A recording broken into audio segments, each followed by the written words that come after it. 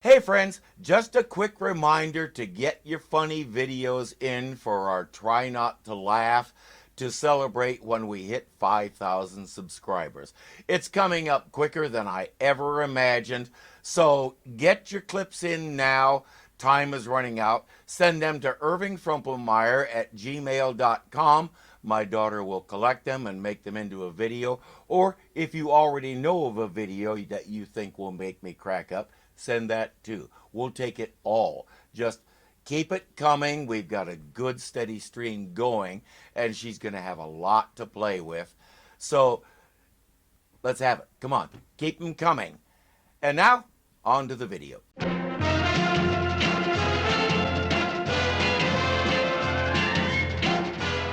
Something strange is going on at a beach in Italy where Clark Kent and Jimmy Olsen just happened to be on assignment. Twice during the past week, expert scuba divers have disappeared mysteriously beyond the offshore reef. Why were they beyond the reef? The reef is where the stuff to look at is. Jimmy wants to investigate. Clark doesn't. I smell a story here. So here goes for a look-see.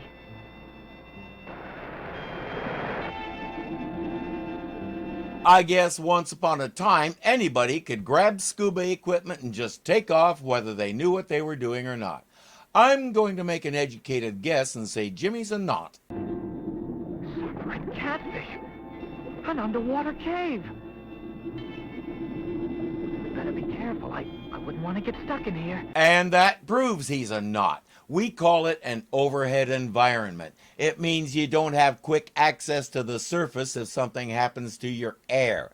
No trained scuba diver would go into a cave like that without checking a lot of things and getting a lot of specialized training first. But we have to get Jimmy into trouble somehow so Superman can get him out. Yikes! Ow! Take it easy with those pitchforks. Meanwhile, unaware that his friend is in danger, the disguised Man of Steel relaxes at a seaside cafe. Suddenly, his super hearing detects Jimmy's emergency signal. Jimmy's signal? And great Scott, it's beaming in from the bottom of the ocean. Jimmy's signal watch was a thing around this time in the comics. I don't know when it originated. Superman can tell it's coming from the bottom of the ocean because he's super. Have you seen my young friend, Mr. Olsen? Oh, must see, senor. He's a rent the skin dive equipment and the swim to reef. I warn him not to go. Wait just a few seconds here. He could tell the signal is coming from the bottom of the ocean, but he has to ask where Jimmy is? Wasting no time, the Man of Steel dives down into the narrow tunnel. Down far beneath the ocean's floor, where the tunnel cuts through layers and layers of the earth. He's telling us what we're obviously watching because he got paid by the word. A few episodes in, the network cut the show's budget in half just to shut him up. And ends at the entrance to the sunken city of Emor, home of the legendary barbaric Mermen. At least they didn't call it Atlantis. Instead, they called it Rome backwards. Much more imaginative, I think. There in the ancient Colosseum, Triton, king of the mermen, eagerly anticipates the start of the annual sport. Cruel, barbaric games in which human lives are endangered for the amusement of the fish creatures. Its name is Rome backwards. They engage in gladiatorial blood sports. Is there something you're trying to say? What is this place? This is Emor, an ancient Roman seaport. According to legend, a violent earthquake dropped the city into the sea centuries ago. Now these scaly characters have moved in. I'm pretty sure those two are supposed to be locals, so I don't need to ask how they know all that. I do need to ask why they have American accents. The king says, "Let the games begin. Release the lion sharks." Holy mackerel! The cruel fish king and his entourage tingle with excitement and glee as the vicious lion sharks spread the cube and its human contents about like a soccer ball. Since they're inside it, I'd be more inclined to compare it to a hamster ball, but that's just me. Lion sharks are bigger than tiger sharks, but tiger sharks roar louder.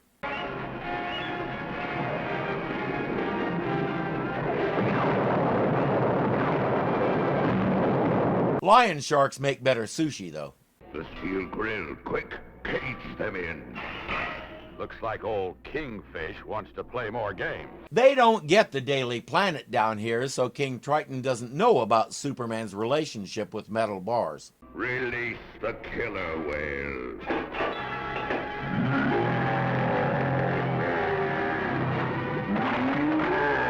Bit off more than you can chew, eh? If that's an orca, then so is this. And by the way, orcas are mammals, so I hope you have a nice air pocket in that cave with a way to pump in more oxygen. Otherwise, what you have there is more sushi. Look, sire. After them, quickly. He broke your whale and bent your iron bars. You expect guys with tridents to do what? Now, with the Mermen in hot pursuit, Superman races toward the tunnel opening in the ceiling of the enormous cavern. Breaking off an enormous stalactite, he zooms up to the opening. The mermen immediately began chipping away at that giant cork with their tridents. 3,256 years later, they were almost halfway through. The king was pleased with their progress and gave everybody a raise. Why, I don't know how to thank you, Superman. By promising me you'll never again fail to heed a warning. I promise. I'm sure he means it. Right now. Now I'm going back to fill in that tunnel, just to make sure.